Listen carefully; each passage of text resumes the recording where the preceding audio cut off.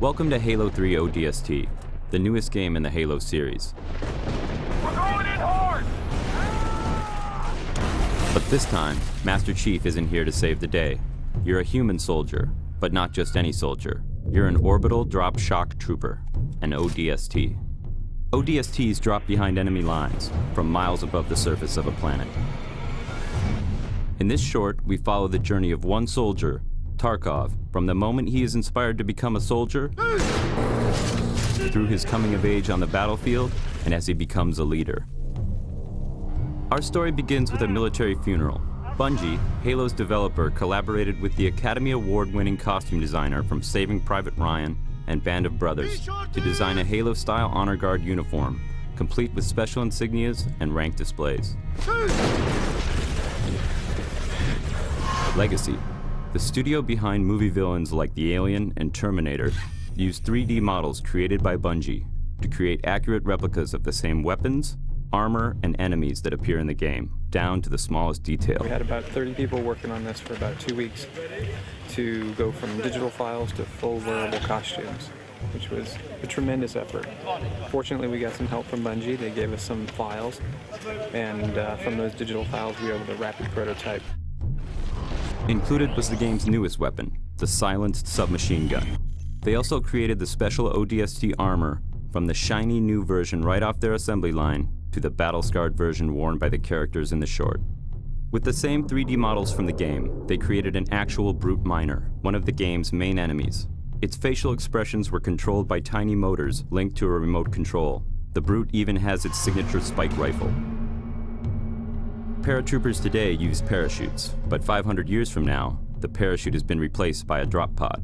Drop pod is a single-man method of insertion, so you can think of it almost as a manned bomb. This is the way that ODSTs insert into battle. They drop in from orbit in single-man pods, the doors blow off, and they come out fighting. To replicate a drop, an interior section of a single pod was built. Then the visual effects artists at Asylum created a dizzying freefall view and comped in view screens to show other ODSTs and the pod's various gauges and controls. But some of the biggest stars of the film were the various locations. The battle scene was shot at the bottom of a strip mining coal operation. This location served as the planet where our rookie ODST has his first drop. With some help from the pyrotechnic crew, Asylum created the intense firefight, falling drop pods, Covenant Banshees, and of course the climax of Tarkov's encounter with the Brute.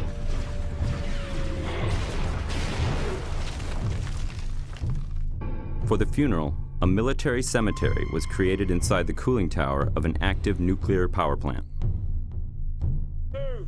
Just outside the tower, a mud pit, an obstacle wall, and a razor wire course were created to simulate ODST training. Our drill instructors, actual Hungarian Special Forces soldiers, fired blanks as the recruits crawled through the razor wire. Finally, the shoot moved to an abandoned Soviet aluminum refinery. This is the location of the final Battle Cross memorial scene. Tarkov, now older, pays his last respects to a fallen squad mate, then leads his young soldiers into battle once again.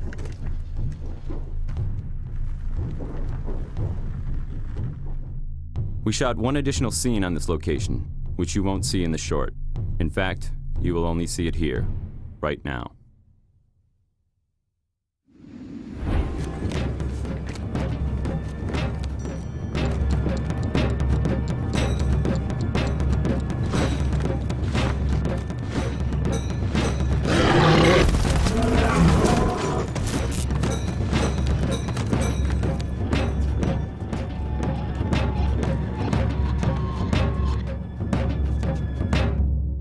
The O.D.S.T. Join them and drop into hell. We're going in hard! Feet first.